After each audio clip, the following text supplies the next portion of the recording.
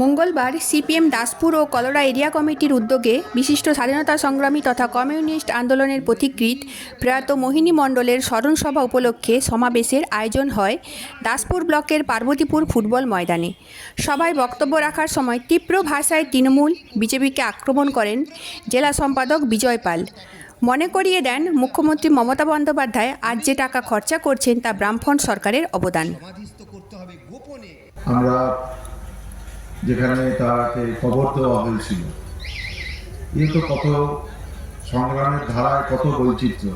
দেখুন, হিন্দুর ঘরে জন্মালে তার কবর দেওয়া, এসব কি কল্পনা করা যায়? কিন্তু আন্দোলনের ময়দান, তখন হিন্দু হিসেবে তাকে পোড়ানো হবে, দাহ করা হবে না, কবর দেওয়া হবে, এই চিন্তা তখন আসেনি। যারা এই কাজ করেছিলেন তারা সবাই খুব কমিউনিস্ট, উচ্চ নৈতিকতার কমিউনিস্ট। এমন ভাবার কারণ নেই। পরিস্থিতি তাদের শিখিয়েছিল যে যদি ওকে বাঁচাতে হয় বা ওর সহযোগীদের বাঁচাতে হয়, তাহলে দিন কয়েক ধরে রোগশয্যার শাইন থেকে ওর যে মৃত্যু হয়েছে, যেখানে ব্রিটিশরা তার মরদেহটাকে খুঁজে বেড়াচ্ছে, সেই মরদেহটাকে আড়াল করতে হবে। পুড়িয়ে দিলে যে ধোঁয়া উঠবে, সেই ধোঁয়া দেখে পুলিশ পৌঁছে যাবে। সুতরাং রাতের অন্ধকারে গর্ত খুলে কবর দিয়ে দিলে আর কিছু বোঝা যাবে না। এটাকেই আমরা বলি যে প্রচলিত যে সংস্কার ধারা, যেটাকে আমরা কমিউনিস্টরা পাল্টাতে চাই, আমরা জোর করে পাল্টাতে চাইলে পাল্টাবে। এই যে আন্দোলনের পরিস্থিতি, সেই সময় সেই মানুষদেরকে এসব ধর্মীয় বিচার, আচার, রীতি, নীতি, পরম্পরা এগুলো ভুলিয়ে দিয়েছিল। তারপরে কি আবার মোহিনীদার পরে আর কোনো হিন্দুর মৃত্যু হলে কি এখানে কবর দেওয়া হয়েছে? না, হয়নি।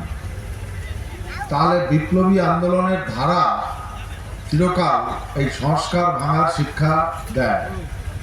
সেটা ছিল সেই একটা বিশেষ মুহূর্ত যখন ধর্মীয় রীতিনীতির বাইরে গিয়ে যে বিপ্লবী সংগ্রাম গড়ে উঠেছে ব্রিটিশ বিরোধী, সেই আন্দোলনে যারা শরিক হয়েছেন, উনি তো চলে গেলেন, কিন্তু আর যারা রয়ে গেল তারা যাতে ব্রিটিশের অত্যাচারের শিকার না হয়, সেই জন্যে সেই বেঁচে থাকা, থেকে যাওয়া তার সাথীরা সিদ্ধান্ত নিলেন যে তাকে কবর দেওয়া হবে।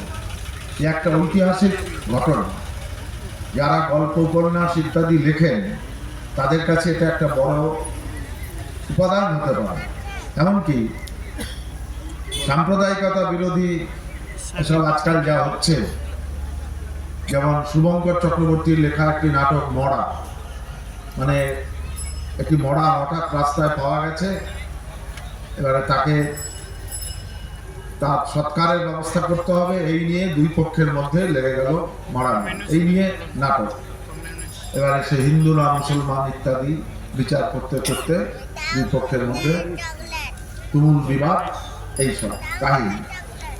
শহরের বসুর যে আদাব, তার মধ্যেও এর চিত্র আছে। ফলে এই ছোট ছোট মুহূর্তগুলো আমরা অনেক সময় খেয়াল রাখি না, কিন্তু এইগুলি এই সমাজ পরিবর্তনের সংগ্রামে আমাদের যে বলা যায় কালচারাল যে হেরিটেজ বা আমাদের সাংস্কৃতিক যে পরম্পরা, ঐতিহ্য, এইগুলোকে জোর করে চাপিয়ে দিয়ে পরিবর্তন করানো যায় না। এগুলো হচ্ছে মানুষ তার অভিজ্ঞতার মধ্য দিয়ে নেয়। যারা ম্যাক্সিম গোর্কির মা উপন্যাস পড়েছেন, তারা জানেন যে ম্যাক্সিম ওই উপন্যাসের যে প্রধান চরিত্র পাভেল, শ্রমিক, কারখানার শ্রমিক, তার বাবা মাতাল ছিল, সেও শ্রমিক ছিল। তার কাজ ছিল রোজ রাতে মদ খেয়ে এসে মাকে পেটানো। আর সেই বস্তির মধ্যে পাভেল বড় হয়েছে। ছোটবেলা থেকেই সে জেনে এসেছিল যে বাবাদের কাজ হচ্ছে মদ খাওয়া এবং বাড়িতে এসে রাত্রে মায়েদের পেটানো। সেই জায়গা থেকে সে কারখানায় কাজ করতে করতে কমিউনিস্ট পার্টি চিন্তাধারার অনুসারী হয় এবং ওই ছেলেকে দেখতে দেখতে তার মা উপলব্ধি করে যে ওর বাবা বেঁচে থাকতে বাবার সঙ্গে যারা বাড়িতে আসতেন তাদের যেমন তিনি দেখতেন, আর ছেলের সঙ্গে যারা বাড়িতে আসছে তাদের মধ্যে কোথায় একটা ফারাক। কিছু বুঝতেন না রাজনীতি, বাবা কি করতেন, ছেলে কি করছে, কিছু বুঝতেন না। কিন্তু ওরা গল্প করতো বাড়িতে বসে, উনি শুনতেন। সব শুনতে শুনতে ওনার মনে হলো নিজের ভেতরে সত্তায় যে আমার ছেলে ওর বাবার থেকে ভালো কাজ করছে। ওর বাবা যে কারণে বেতন যা পেত তাতে সংসার চালানো যেত না, সে তার জন্য মদ খেয়ে নিজের দুঃখ ভুলে থাকতে চাইতো, আর বাবার সেই দুঃখ ভোলানোর জন্য আমার ছেলে সংগ্রাম করছে। তাই ওর সঙ্গে যে বন্ধুরা আসছে তারা যেসব কথা বলে, যেসব বই পড়ে, সেগুলো আলাদা। আমি বিস্তারিতের মধ্যে যাচ্ছি না। এইভাবে ছেলের এই সংগ্রামের প্রক্রিয়া দূর থেকে দেখতে দেখতে দেখতে দেখতে দেখতে দেখতে নিজের অজান্তে তিনি লিফলেট বিলি করতে চলে গেলেন কারখানার গেটে, হয়ে উঠলেন এক আন্তর্জাতিক খ্যাতি সম্পন্ন উপন্যাসের ঐতিহাসিক নারী চরিত্র, বিপ্লবী নারী চরিত্র, যিনি তার অজান্তে কমিউনিস্ট বিপ্লবী হয়ে উঠলেন। এই যে চিন্তার বিবর্তনের মধ্য দিয়ে মানুষের রূপান্তর ঘটে, এইটাই হচ্ছে আমাদের যে কোনো বিপ্লবী সংগ্রাম আন্দোলনের সবচেয়ে বড় কথা। সেই জায়গাতে দাঁড়িয়ে আজকে যখন আমরা মোহিনীদার এই মৃত্যুদিন আমরা পালন করছি, তখন আমাদের করণীয় মোহিনীদার সময় যে বিষয় নিয়ে ওরা আন্দোলন করেছিলেন, তখনও দেখুন 1889 সালে কংগ্রেস দলের জন্ম হয়, জাতীয় কংগ্রেসে। 1885 কংগ্রেস দলের জন্ম হয়, আর কমিউনিস্ট পার্টির জন্ম সমরের কাছে শুনলেন দেশান্তরী কিছু যুবক যারা রুশ বিপ্লবের দ্বারা প্রভাবিত হয়েছিলেন, তারা তাসখান্দে বসে একটা কমিউনিস্ট পার্টি গঠনের পরিকল্পনা করলেন। তার আন্তর্জাতিক কমিউনিস্ট আন্দোলনের কাছে পাঠালেন। আমি ওসবের মধ্যে যাচ্ছি। 1920 সালে ওই 6 জন মিলে একটা পার্টির নিউক্লিয়াস তৈরি করার পর 22 কেন তারও আগে 21 সালে কংগ্রেসের জাতীয় অধিবেশনে পূর্ণ স্বাধীনতা চাই এই মর্মে তারা হ্যান্ডবিল বিতরণ করলেন এবং ইনকিলাব জিন্দাবাদ স্লোগান দিলেন। 21-এও দিলেন, 22-এও দিলেন। তাহলে কমিউনিস্ট পার্টির সঙ্গে অন্য পার্টির বৈশিষ্ট্য কোথায়, ফারাক কোথায়? 85 থেকে 1921, 15 আর 21, 34 বছর কেটে গেল। কংগ্রেস অসহযোগ আর হচ্ছে এই স্বরাজ চাই, স্বরাজ তার কোনো সংজ্ঞা নেই, বরং ব্রিটিশ শাসনের অধীনে থেকে কিছু কর্তৃত্ব ক্ষমতা যাতে ভোগ করা যায়, কয়েকটা পদ যাতে পাওয়া যায় শাসন প্রণালীর মধ্যে, এর বাইরে বেরোতে পারেনি। কিন্তু কমিউনিস্ট পার্টি জন্মলগ্নের পরই পূর্ণ স্বাধীনতার কথা বললেন, যে আমাদের দেশের ভালো মন্দ। পূর্ণ স্বাধীনতার মানে কি? মানে হচ্ছে এই যে আমাদের ভারত যে আমাদের দেশ, এই দেশের ভালো মন্দ তার ভাগ্য বিধাতা হয়ে উঠবো আমরা ঠিক করব কিভাবে আমাদের দেশ চলবে, আমার অর্থনীতি কি হবে, আমার খাদ্যনীতি কি হবে, শিক্ষানীতি কি হবে, আমরা ঠিক করব। 7 সমুদ্র পেরিয়ে সাদা রঙের ব্রিটিশরা তারা আমাদের দেশ চালাবে, এটা হতে পারে না। কংগ্রেসের দাবি কি ছিল? ব্রিটিশ চলে যাও, সাদা রঙের শাসক চলে যাও। কমিউনিস্টদের স্লোগান কি ছিল? সাদা রঙের শাসক আর কালো রঙের শাসক চরিত্র এক। তাই সাদা রঙের শাসক তো পাল্টাতে হবেই, কিন্তু একই সঙ্গে সাদা রঙের শাসক পাল্টে যেন কালো রঙের শাসক না বসে যায়, এই স্লোগান তারা তুলে গণ আন্দোলন, গণজাগরণ, কৃষক আন্দোলন, ছাত্র আন্দোলন, যুব আন্দোলন, সাংস্কৃতিক আন্দোলন তারা করে তুলেছিলেন। এই ছিল মোহিনীদার সময়ের প্রেক্ষাপট। আজকে ব্রিটিশ শাসন নেই, আজকে কোনো বিদেশি শক্তি সরাসরি ভারত শাসন করছে না। তাহলে আজকে তো মোহিনীদার লড়াই সংগ্রামে মোহিনীদাকে স্মরণ করার প্রাসঙ্গিকতা কি? যে উদ্দেশ্য নিয়ে তিনি যাত্রা শুরু করেছিলেন সেই উদ্দেশ্য তো আজকে সরাসরি নেই, কিন্তু আছে।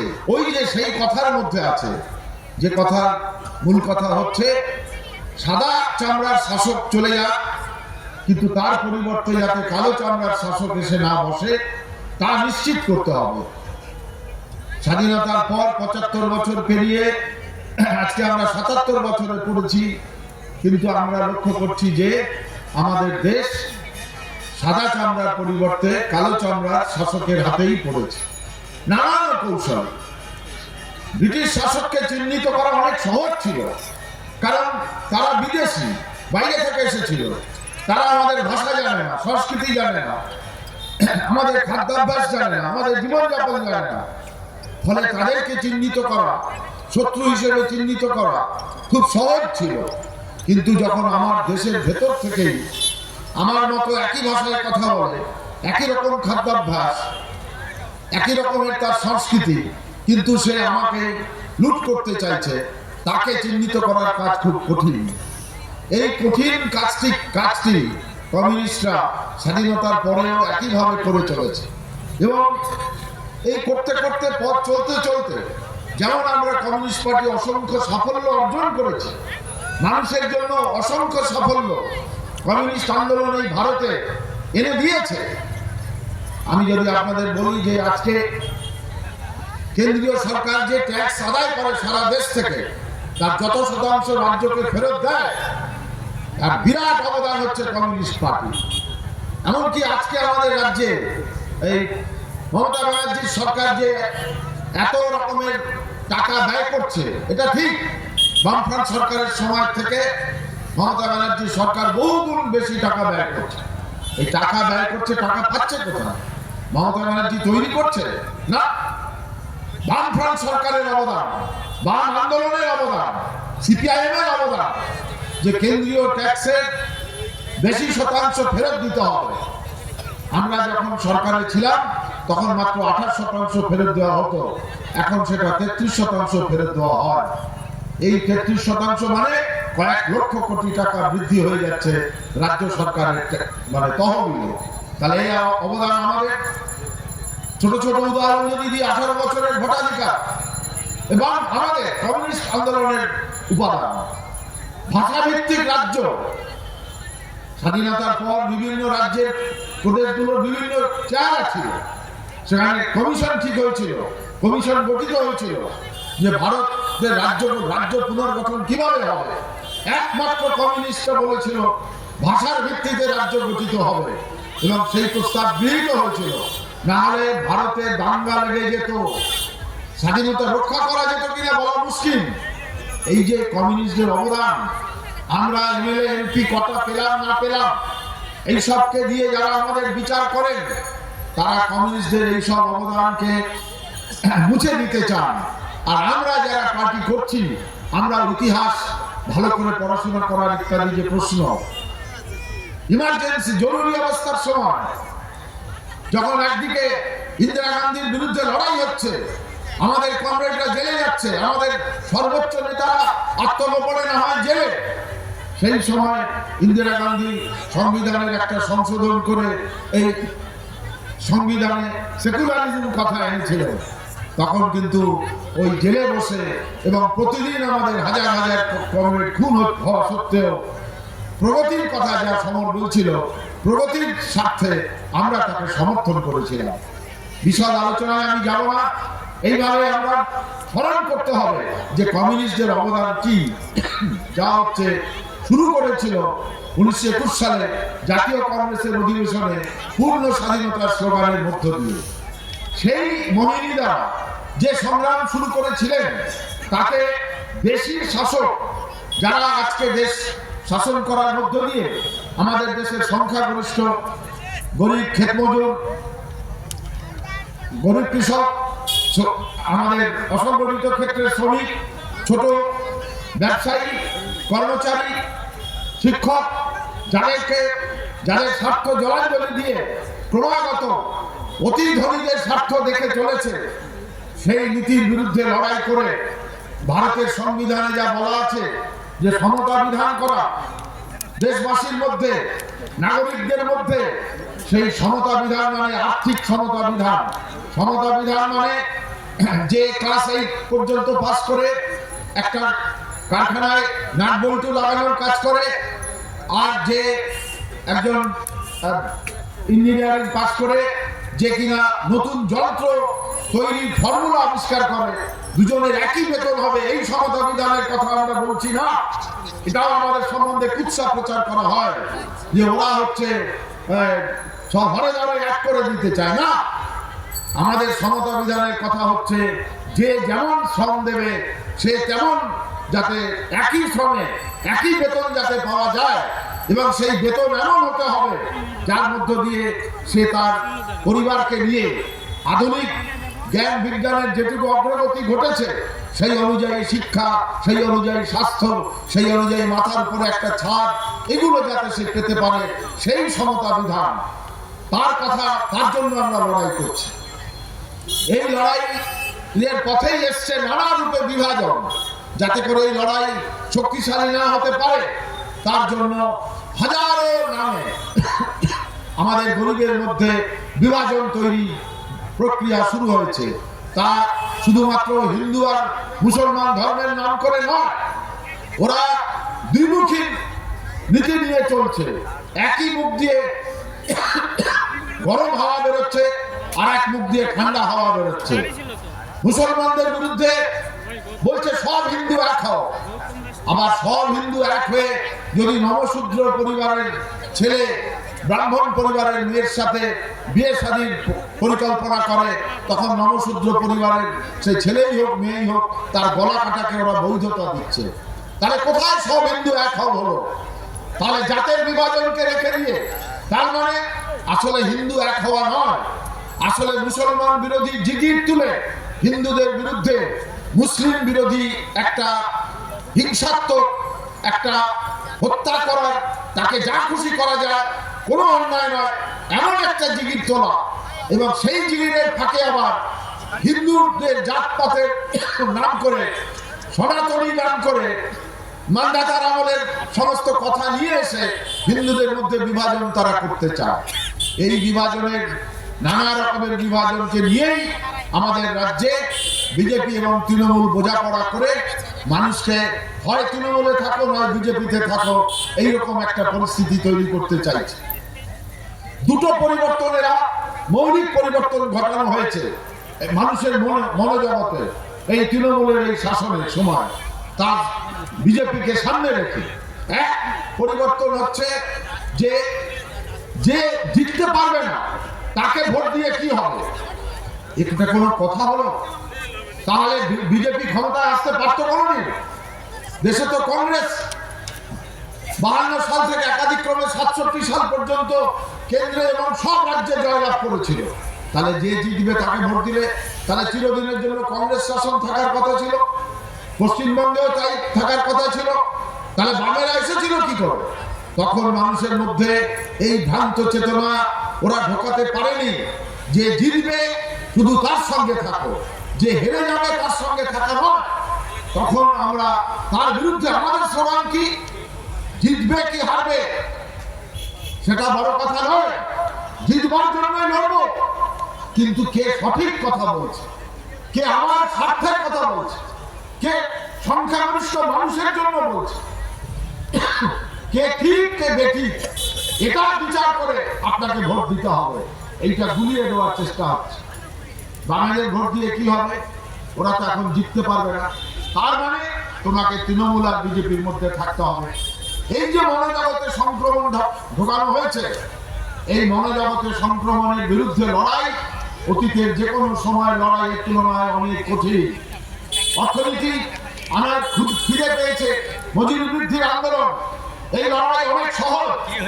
কিন্তু যখন আমার মস্তিষ্কের মধ্যে ঢুকে যায় যে হেরে যাবে ভোটে, তাকে ভোট দিয়ে লাভ কি, তার মন থেকে ওই চিন্তা সরিয়ে আনার সংগ্রাম অনেক বেশি কষ্টকর।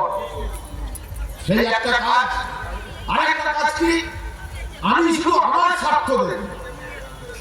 গরিব পাড়ায় গেলে এই সুনীল দ্বারা আছে যে গরিব পাড়ায় কখনো মিটিং করতে গেলে আমি কি চাই এই কথা তারা বলতো না, আমি কি চাই আমাদের এলাকায় কাজ নেই, আমাদের এলাকায় ইলেকট্রিক নেই, আমাদের এলাকায় জলের ব্যবস্থা নেই, আমাদের এলাকায় সেচের ব্যবস্থা নেই।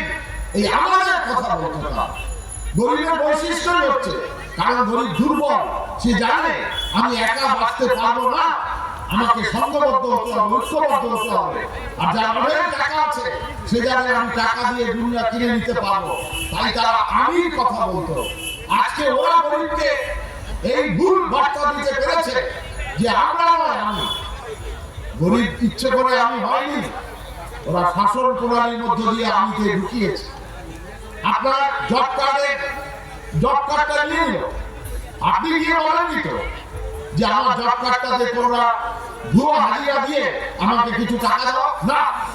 ওরা দুর্নীতি করার জন্য আপনার জব কার্ডে 30 দিনের হাজিরা দিয়ে আপনাকে 2000 টাকা দিয়ে বললো, দেখ তুই তো কিছু করিসনি, তোকে ঘরে বসে 2000 টাকা দিয়ে গেলাম, আর তোকে 2000 টাকা দেওয়ার বিনিময়ে আমি কত টাকা দিলাম এটা তোর দেখার দরকার নেই, তুই তো বাড়িতে বসে 2000 পেলি হয়ে গেল।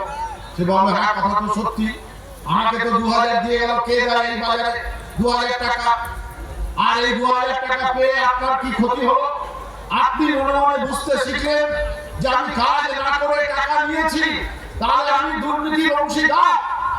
আর তখন সুনীলদারা যত বড় মিছিল করুক না কেন, আপনি পা ঘষাচ্ছেন, ওই মিছিলে কি করে যাব, মাথাটা নিচু হয়ে যাচ্ছে, কারণ আমি তো কাজ না করে 2000 নিয়েছি। এই যে আমরা থেকে আমি যে অন্য কাজকে হওয়া দেখার দরকার নেই। কত পার্থ চ্যাটার্জি কতগুলো ঘরে ছাদ খুঁড়ে তার টাকা দেখা যাচ্ছে, তোমার ভাড়া দরকার নেই, তোমাকে 500 টাকা লক্ষ্মী ভান্ডার থেকে 1000 টাকা করে দিয়েছে। এই 1000 টাকা লক্ষ্মী ভান্ডার তুমি তাহলে ভোট দিয়ে দাও। লক্ষ্মী ভান্ডার দিয়ে কিছু খারাপ করেছে তা আমরা বলছি না, কিন্তু এতে কি সমস্যার সমাধান? আমরা বলছিলাম যে 9000 টাকা করে এটা আমরা দেবো সরকারে, যদি বাম কংগ্রেস বা ইন্ডিয়া ব্লকের সরকার হয়। কেন বলেছিলাম? কারণ ওর থেকে 1-1.5-2,000 টাকা সে তার মাসিক হাত খরচে ব্যবহার করবে, আর বাকিটা সঞ্চয় করলে 6 মাস 1 বছর পরে সে স্বরোজগারের একটা ব্যবস্থা করতে পারবে। আর এই হচ্ছে ভোট কেনার জন্য। এই যে ফারাক, এই ফারাকটাকে নিয়ে আমাদের মানুষের কাছে আজকে যাওয়া, এটাই হচ্ছে মহিলাদের যে দেখানো পথ, সেই পথে প্রধান আমাদের কাজ। সেই কাজের মধ্যে আসল কাজ হচ্ছে এই যে আপনারা শুনলেন আবার একটা, এখনো অব্দি মনে হচ্ছে আবার করে কমে খাওয়ার জন্য একটা প্রকল্পের নাম করে এই ঘাটাল এই শেখ এবং নিকাশি সংস্কারের নামে এখানে উদ্বোধন করে দিয়ে চলে গেছে। আচ্ছা খুব ভালো কথা, কিন্তু দীর্ঘকাল ধরে চলছে এই দাবি হওয়া দরকার। ঘাটাল একটা গামলার মতন আছে, সেখানে জল জমবে, তাহলে ঠিক আছে তুমি ভালো কাজ প্রকল্প করেছো করো, কিন্তু এই প্রকল্পতে কি আছে, কোথায় কিভাবে হবে, প্রকল্পের বিস্তারিত রিপোর্ট বামফ্রন্ট সরকার এই ঘাটাল মাস্টার প্ল্যানের একটা প্রকল্প করেছে। সেই প্রকল্প রূপায়ণের আগে এলাকায় মিটিং করে প্রকল্প বোঝানো হয়েছিল, কিন্তু নানা কারণে যে পরিমাণ টাকা দরকার কেন্দ্র থেকে টাকা দেওয়া হয়নি, এইসব কারণে সে প্রকল্প রূপায়ণ করা যায়নি। আজকে দেখা যাচ্ছে প্রকল্পটা কি আছে তাতে, সেটা চিফ ইঞ্জিনিয়ার বলছে আমি জানি, এখানকার ইরিগেশন ইঞ্জিনিয়ার বলছে আমি জানি না, তাহলে কে জানে? আর এই প্রকল্পের যা ঘোষণা করেছে তার আশঙ্কার থেকে আবার একটা নতুন বিবাদ, ঘাটাল ভার্সেস দাসপুরে ইতিমধ্যে মিছিল আরম্ভ হয়ে গেছে যে ওখানকার জল দাসপুরে এসে পড়বে, তাহলে ঘাটালের বন্যা ট্রান্সফার হবে দাসপুরে। আমরা এটা চাই না, আমরা চাই যদি এটা ভালো কাজ হয় তাহলে সরকার সমস্ত জনপ্রতিনিধি রাজনৈতিক দলের প্রতিনিধিদেরকে নিয়ে বসে প্রকল্পের বিস্তারিত বিবরণ দিয়ে বোঝা যে এই প্রকল্পের মধ্য দিয়ে কিভাবে এই এলাকার উন্নয়ন হবে। বিরোধী দল করলেও আমরা এই প্রকল্প রূপায়ণে মমতা ব্যানার্জি সরকারকে দুহাত তুলে সমর্থন করব, ভালো কাজে আমরা কখনো বিরোধিতা করিনি। মমতা ব্যানার্জি শপথ নেওয়ার পর প্রথম যখন প্রধানমন্ত্রী আমাদের রাজ্যে সফরে আসেন, তৎকালীন সবাই ভেবেছিল আমরা বামফ্রন্ট চিঠি দিয়েছিলাম যে আমরা প্রধানমন্ত্রীর সঙ্গে দেখা করব, সবাই ভেবেছিল যে বামফ্রন্ট মমতার বিরুদ্ধে একগুচ্ছ দাবিপত্র নিয়ে বলবে, না আমরা করিনি। আমরা রাজ্যের উন্নয়নের জন্য কি কি করা দরকার, বামফ্রন্টের যেসব প্রকল্পের মমতা বিরোধিতা করেছিল, মমতা ব্যানার্জি সরকার যাতে সেই প্রকল্পগুলো ভালোভাবে রূপায়ণ করতে পারে সেই কথা আমরা বলেছিলাম। এটাই আমরা বামফ্রন্ট। সুতরাং এই ঘাটাল মাস্টার প্ল্যানের নাম করে আজকে যা হয়েছে, যা আমরা করতে চাইছে, আমাদের অভিজ্ঞতা খারাপ। আমাদের অভিজ্ঞতা হচ্ছে মাটি বেচা সরকার। ইতিমধ্যেই 2-3 জায়গায় শুরু হয়ে গেছে, মাটি কেটে বাঁধের উপরে জমা করা হচ্ছে, তারপরে ওই মাটি তুলে নিয়ে মাটি ব্যবসায়ীরা তারা মাটি বেচে দেবে। এইগুলি হয় সংস্কার। তাই আমরা বলছি যে প্রকল্পের বিস্তারিত মানুষকে না জানিয়ে এক কদমও আমরা এগোতে দেব না। আর যদি প্রকল্প মানুষকে বোঝানোর পর মানুষ রায় দেয় যে হ্যাঁ এই প্রকল্প আমাদের এলাকার উন্নয়ন ঘটাবে, তাহলে আমরা সাথ দিয়ে বিনা শ্রমে দরকার হলে আমরা শ্রম দিয়ে সরকারের পাশে দাঁড়াবো, এভাবে এই প্রকল্প রূপায়ণ করতে আমরা উঠে পড়ে রাখবো। এই হচ্ছে আমাদের স্লোগান। সেই জন্য 6 তারিখে ঘাটাল ইরিগেশন দপ্তরে কেন্দ্রীয়ভাবে আমাদের জেলায় ইরিগেশন দপ্তরের যে চিফ ইঞ্জিনিয়ার আছেন সেখানে যাওয়া হবে, এবং তারপর আমরা কলকাতাতে ইরিগেশন দপ্তরের সর্বোচ্চ যে ইঞ্জিনিয়ার আছেন সেখানেও আমরা যাব। এই পরিকল্পনা আমরা করেছি। আমরা পরিকল্পনা করেছি যে এই যে যত 2 নম্বরই চলছে সরকারি প্রকল্পের নামে, সে আবাস যোজনা বলুন, রেগার কাজ বন্ধ, আজকে 3 বছর হয়ে গেল, তার অবস্থা, শৌচাগারের অবস্থা, আমাদের নানান বিষয়, এই সব বিষয়ে যে সমস্ত দুর্নীতি হচ্ছে, যে মানুষের যা পাওয়ার কথা তারা পাচ্ছেন না, তৃণমূলের নেতারা সব ভাগ বাটোয়ারা করে নিয়ে নিচ্ছে, যাদের যা পাওয়ার কথা নয় তৃণমূলের ঝান্ডা ধরলে তাদেরকে দিয়ে দিচ্ছে। এইভাবে করে সরকারি অর্থের যে অপচয় হচ্ছে, একটা গুন্ডা রাজ, দুষ্কৃতি রাজ কায়েম করা হয়েছে। দুয়ারে সরকারের নাম করে বিরাট বাহবা নিচ্ছে। দুয়ারে সরকার আসলে কি?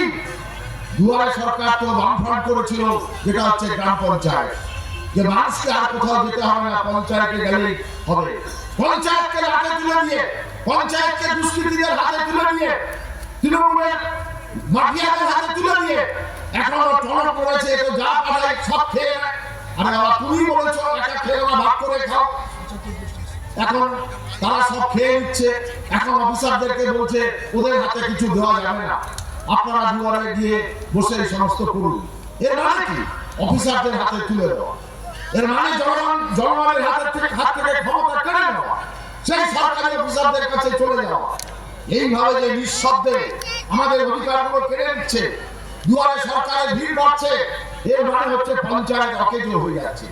তার মানে সরকারি ক্ষমতা কেড়ে তৃণমূলে একেবারে ভূমিস্তরে প্রসারিত করেছিল বামফ্রন্ট, তাকে নাকে তুলে দিয়েছে। দুয়ারে সরকার করাটাই প্রমাণ করে যে পঞ্চায়েত ব্যবস্থা লাটে উঠে গেছে, তাকে আমাদের ফিরিয়ে আনতে হবে। এই সব বিষয় নিয়ে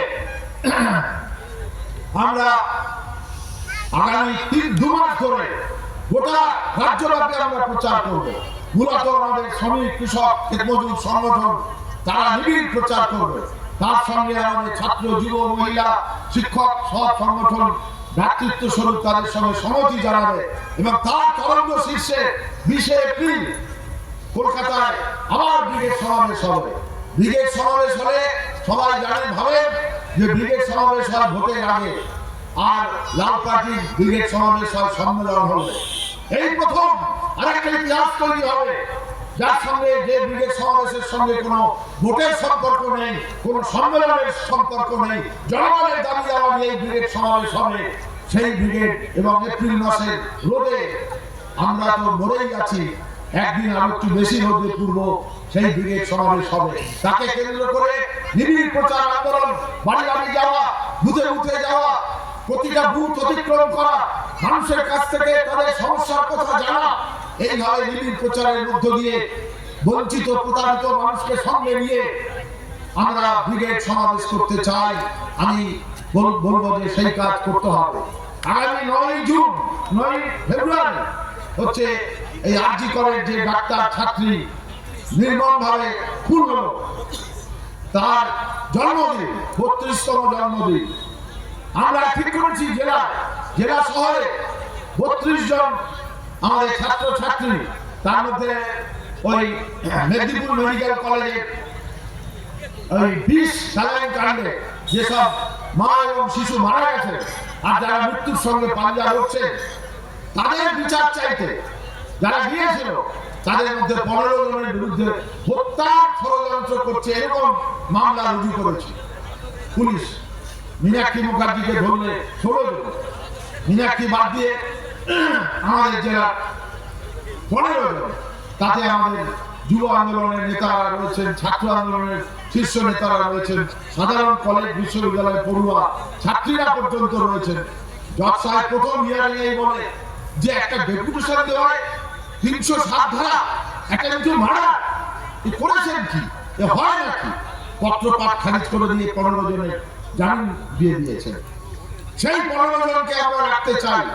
তারা অভয় হয়ে প্রতীকী অনশন করবেন সকাল থেকে, আর তার সঙ্গে আরো অন্যান্য এই আন্দোলনের সঙ্গে বিভিন্ন সময় যারা শরিক হয়েছেন তারা সকাল থেকে প্রতীকী অনশন করবেন। 10 তারিখে মাধ্যমিক পরীক্ষা মাইক বাজানো যাবে না, তাই সন্ধ্যেবেলা মোমবাতি এবং মশাল নিয়ে অভয়ার 32তম জন্মদিনে শপথ নেওয়া হবে যে যত অন্যায় অবিচার, স্বাস্থ্য ব্যবস্থায় যত ধরনের গুণ ধরেছে, শিক্ষার মধ্যে যত গুণ ধরেছে, তার বিরুদ্ধে লড়াইকে আরো জাগ্রত করতে হবে, আরো উন্নত করতে হবে। এর শেষ থেকে আমরা ছাড়বো, তার আগে আমরা ঘুমোতে যাব না, তার আগে আমরা বিশ্রাম নেব না। এইভাবে লড়াইকে আরো জোরদার করতে চাই আমরা। সেই কাজে যদি এগোতে পারি তাহলেই হচ্ছে মহিলার যে সংগ্রামের পথ, সেই পথকে আমরা সামনের দিকে এগিয়ে নিয়ে যেতে পারবো। আমি আশা করি আপনারা সেই লক্ষ্যে প্রস্তুতি নেবেন। এই কথা বলে মহিলার স্মৃতির প্রতি আরেকবার শ্রদ্ধা জানিয়ে সবাইকে ধন্যবাদ অভিনন্দন জানিয়ে আমার কথা শেষ করলাম। ইনকিলাব জিন্দাবাদ।